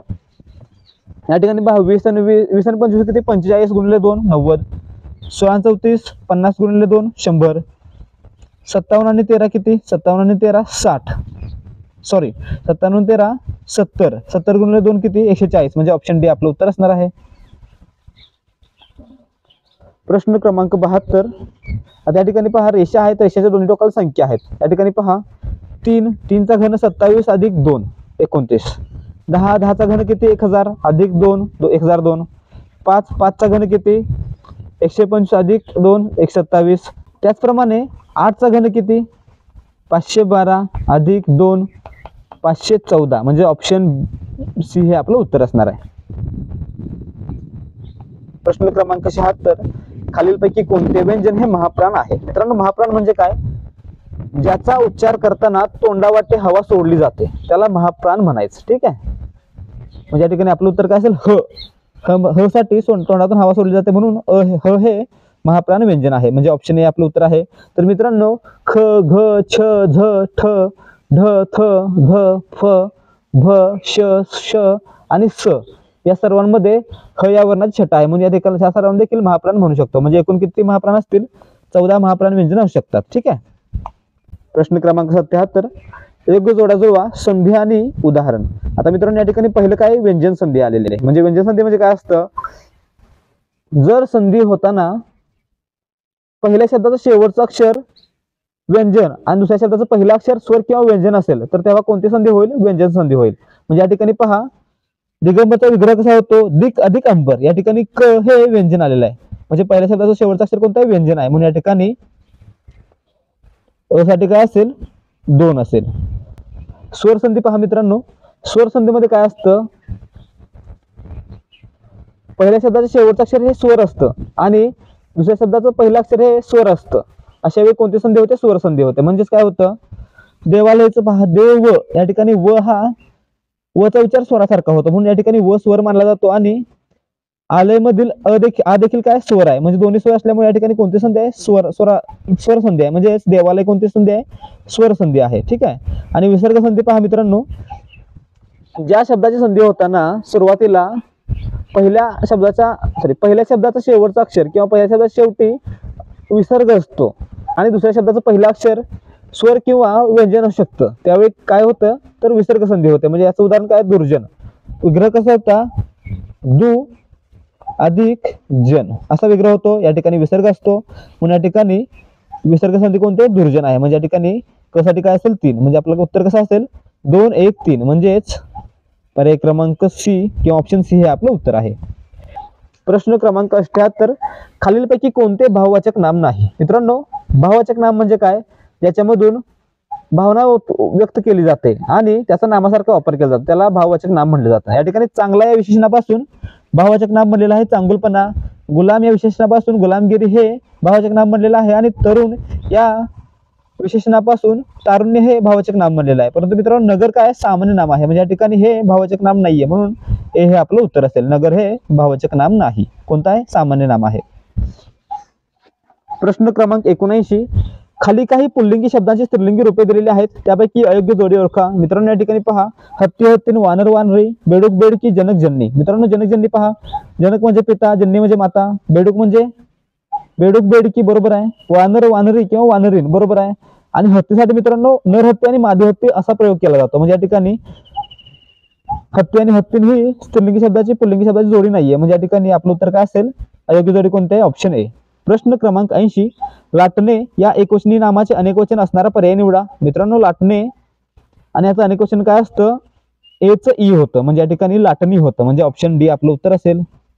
प्रश्न क्रमांक 81, मुलांनी आज्ञा पाळावी या वाक्यातील मुलांनी या शब्दात कोणता विभक्ती प्रत्यय आलेला आहे? मित्रांनो, या ठिकाणी पहा, प्रथमाला प्रत्यय असतो का? नसतो. द्वितीयाला सलाते सलनाते, एकवचनाला सलाते, अनेकवचनाला सलनाते, तृतीयाला एकवचनाला नेईशी, अनेकवचनाला निहीईशी, चतुर्थीला सलाते सलनाते, पंचमीला ऊनहून, षष्टीला चाचीचे आणि अनेकवचनाला चेच्याची, त्याचप्रमाणे सप्तमीला तया हे प्रत्यय आहेत. तर मित्रांनो, संबोधनला नो हा प्रत्यय असतो, मग या ठिकाणी नि हा प्रत्यय आलेला आहे. कुठे असतो? तृतीय अनेकवचनामध्ये असतो, म्हणजे या ठिकाणी आपलं उत्तर काय असेल? ऑप्शन सी, तृतीय. तर मित्रांनो, एकवचनी असतं तर काय झालं असतं? तृतीय एकवचनी प्रत्यय लागला असता मुलांनी, पण या ठिकाणी अनेकवचनी आहे म्हणून मुलांनी नि हा प्रत्यय लागलेला आहे. कोणता आहे? तृतीयचा आहे. प्रश्न क्रमांक 82, राजा घोड्यावर बसून निघाला या वाक्यातील अधोरेखित शब्दातील सामान्य रूप ओळखा. मित्रांनो, या ठिकाणी पहा, आता या ठिकाणी घोडा हा मूळ शब्द आहे, परंतु त्या शब्दाचं सामान्य रूप म्हणजे काय असतं? जेव्हा त्या शब्दाला प्रत्यय लागताना त्या शब्दाच्या मूळ रूपात बदल होतो, त्या मूळ रूपात झालेल्या बदलाला काय म्हटलं जातं? सामान्य रूप म्हटलं जातं. जेव्हा या ठिकाणी आकारांत पुल्लिंगी शब्द असतो, आकारांत पुल्लिंगी शब्द असतो किंवा पुल्लिंगी नाम असतं, तेव्हा त्याचं सामान्य रूप असतं ते या कारांत होतं. ठीक आहे मित्रांनो, या कारांत होतं, म्हणजे या ठिकाणी घोडाचं काय होईल? घोड्या होईल. सामान्य रूप काय असतं? घोड्या, म्हणजे ऑप्शन सी हे आपलं उत्तर आहे. प्रश्न क्रमांक 83, खालीलपैकी कोणते सर्वनाम हे पुरुषवाचक सर्वनाम नाही? मित्रांनो, सर्वनामाचे एकूण किती प्रकार आहेत? 6 प्रकार आहेत. कोणते कोणते? पुरुषवाचक सर्वनाम, दर्शक सर्वनाम, संबंधित सर्वनाम, प्रश्नार्थक सर्वनाम, सामान्य सर्वनाम किंवा अनिश्चित सर्वनाम आणि आत्मवाचक सर्वनाम.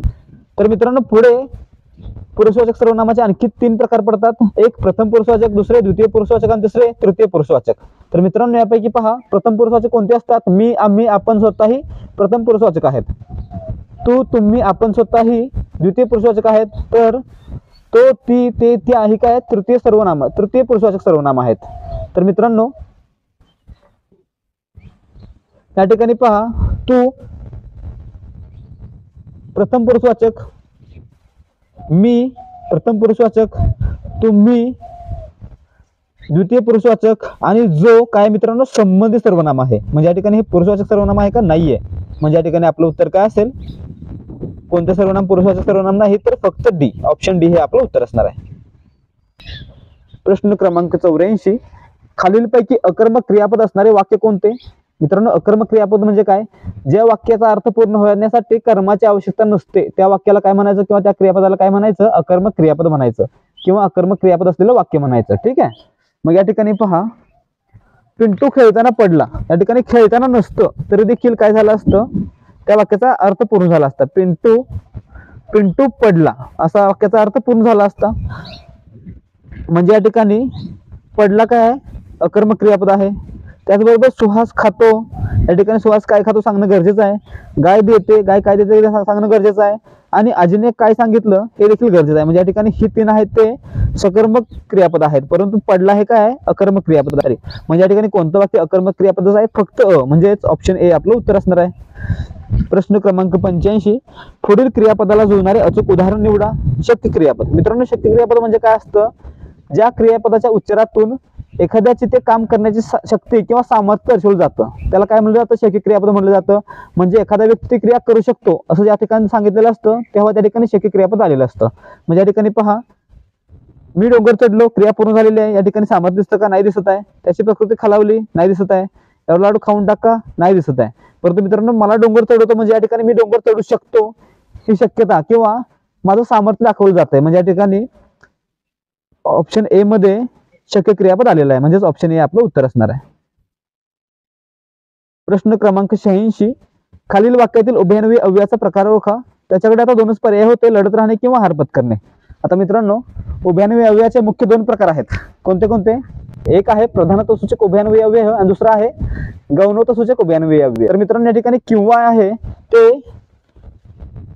प्रधानत्वसूचक उभयन्वी अव्ययापैकी न्यूनत्वबोधक किंवा न्यूनत्वसूचक उभयन्वी अव्यय आहे. म्हणजे या ठिकाणी आपलं उत्तर काय असेल, किंवा काय आहे, न्यूनत्वबोधक उभयन्वी अव्यय, ऑप्शन सी. प्रश्न क्रमांक 87, सेनापतीकडून शत्रू मारला गेला, वरील वाक्यातील प्रयोग ओळखा. मित्रांनो या ठिकाणी पहा, इंग्लिशमध्ये याचं काय होतंय, एनिमी वॉज किल्ड बाय सेनापती असं होतं ना. मग या ठिकाणी जेव्हा इंग्लिश मधील पॅसिव्ह वॉइस सारखी रचना असेल, किल्ड बाय वगैरे रचना होईल, तेव्हा त्या ठिकाणी कर्मकर्तरी किंवा नवीन कर्मणी प्रयोग असतो.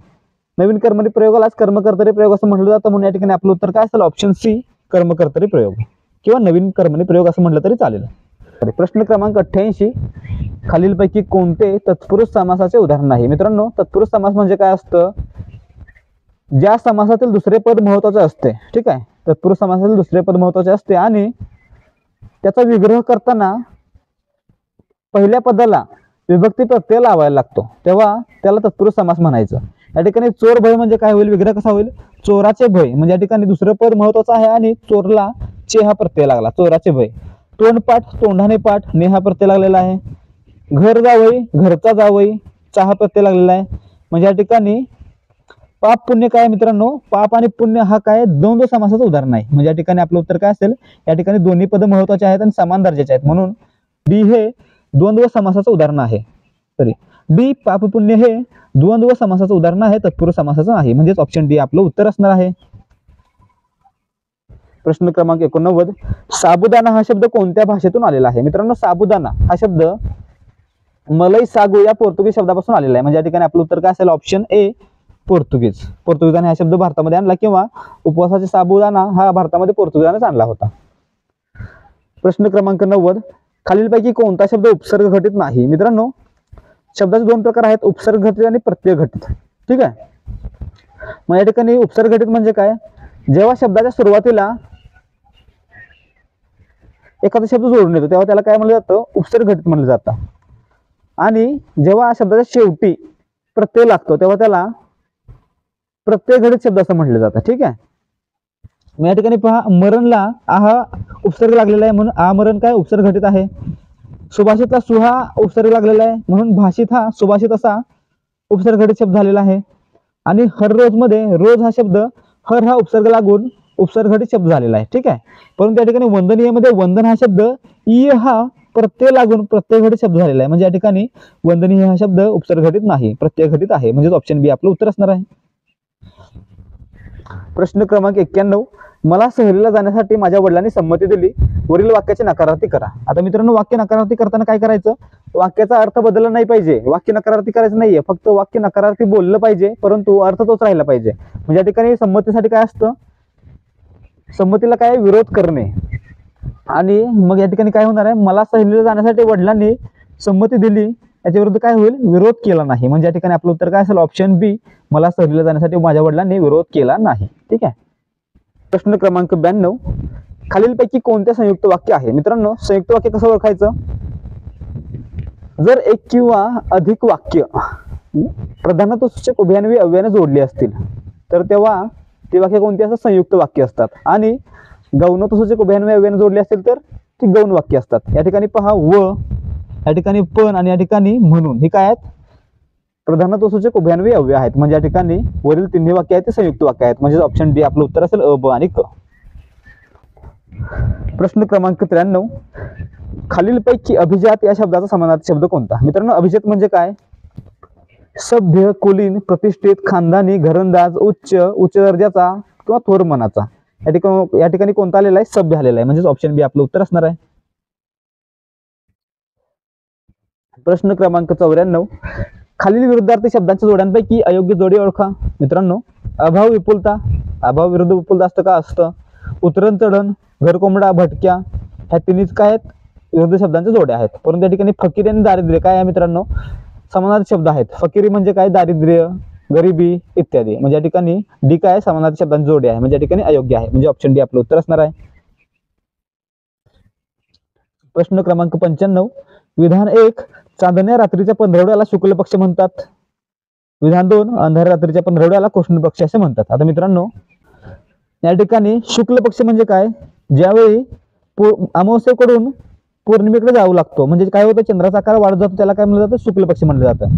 आणि कृष्ण पक्ष म्हणजे काय, तर चंद्राचा आकार कमी होत जातो, त्याला कृष्ण पक्ष म्हणलं जातं. म्हणजे या ठिकाणी चांदण्या रात्रीचा पंधरवडा म्हणजे शुक्ल पक्ष का, म्हणजे या ठिकाणी चांदण्या रात्रीचा पंधरवडा म्हणजे शुक्ल पक्ष, बरोबर आहे.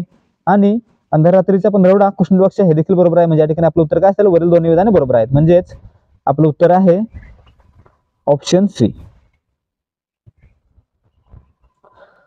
प्रश्न क्रमांक 96, तितिक्षा म्हणजे काय. मित्रांनो, तितिक्षा म्हणजे काय, आपण काल तितिक्षु या शब्दाचा अर्थ पाहिलेला होता. काय होता, तितिक्षु म्हणजे काय, सहन करणारा.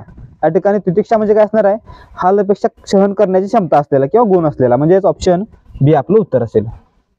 प्रश्न क्रमांक 97, खिरीत सराटा घालणे या वाक्प्रचाराचा अर्थ खालीलपैकी कोणता. मित्रांनो, चांगल्या कामात अडथळा आणणे म्हणजे काय, खिरीत सराटा घालणे. या ठिकाणी मराठी भाषेमध्ये आपण बोली भाषेमध्ये म्हणतो खिरीत खराटा घालणे. ठीक आहे. प्रश्न क्रमांक 98, कोळशाला आला दर, जाळून टाकले घर या म्हणीचा अर्थ काय. मित्रांनो, याचा अर्थ काय, तात्पुरत्या फायद्याचा विचार करून दूरगामी नुकसान करून घेणे. ठीक आहे. म्हणजे या ठिकाणी ऑप्शन सी, तात्पुरत्या फायद्याचा विचार करून दूरगामी नुकसानाचा व्यवहार करणे म्हणजे काय, कोळशाला दर आणि जाळून टाकले घर. ठीक आहे. प्रश्न क्रमांक 99, घरात नाही तीळ आणि मिशांना देतो पीळ या म्हणीची समानार्थी म्हण कोणती. आता मित्रांनो, घरात नाही तीळ आणि मिशांना देतो पीळ म्हणजे काय, हातात काही नसताना खूप मोठ्या बाता करणे. या अर्थाने काय येणार आहे, घरात नाही कौल आणि रिकामा डौल. म्हणजेच ऑप्शन बी आपलं उत्तर असणार आहे. प्रश्न क्रमांक 100, कर या शब्दाच्या निर्णय अर्थामध्ये खालीलपैकी कोणता अर्थ होत नाही. मित्रांनो, करचे अर्थ कोणते कोणते आहेत. कर म्हणजे हात आहे, कर म्हणजे काय, हात आहे, हस्त आहे, भुजा आहे किंवा सोंड, हत्तीची सोंड देखील कर म्हणली जाते. किरणाला देखील, सूर्याचे जे किरण आहेत त्याला देखील कर म्हणलं जातं. त्याचबरोबर जो कर आकारला जातो, जकात आकारली जाते, खंडणी घेतली जाते, त्याला देखील कर म्हणलं जातं किंवा सारा म्हणजे कर. तर या ठिकाणी हात, किरण, जकात म्हणजे काय, तर कर. पण कान म्हणजे काय, कर्ण. म्हणजे या ठिकाणी कर या शब्दाचा अर्थ कोणता नाहीये, कान नाहीये. म्हणजेच ऑप्शन डी आपलं उत्तर असणार आहे. विद्यार्थी मित्रांनो, आजसाठी फक्त एवढंच. आज आपण काय पाहिलं, 2024 मध्ये होणाऱ्या पोलीस भरतीसाठी सराव प्रश्नपत्रिका क्रमांक 5 पाहिली. यामध्ये आपल्याला काय कळालं, आपल्याला खूप सारा अभ्यास करायला मिळाला, त्याचसोबतच परीक्षेला प्रश्न कसे येतील हे देखील समजलं. तसेच अभ्यास करताना आपण कोणत्या मुद्द्यांचा अभ्यास केला पाहिजे आणि कोणत्या मुद्द्यांवर भर दिला पाहिजे हे देखील आपल्याला यामधून समजलं. म्हणजेच जर तुम्हाला या गोष्टी खरंच समजल्या असतील तर काय करा, या व्हिडिओला एक लाईक करा आणि या परीक्षेचा अभ्यास करणारे आपले मित्र आणि नातेवाईक त्यांच्यासोबत हा व्हिडिओ शेअर करा. तसेच याच प्रकारचे आणखी व्हिडिओ पाहण्यासाठी आणि सराव करण्यासाठी देहाधिकारी स्पर्धा परीक्षा मंच या आपल्या हक्काच्या युट्यूब चॅनलला सबस्क्राईब करा. त्याचबरोबर चॅनलवर जे काही व्हिडिओ अपलोड केले जातात, जी माहिती पुरवली जाते ती तुमच्यापर्यंत वेळेवर पोहोचावी यासाठी बेल आयकॉनवर क्लिक करा आणि ऑल वर सेट करा.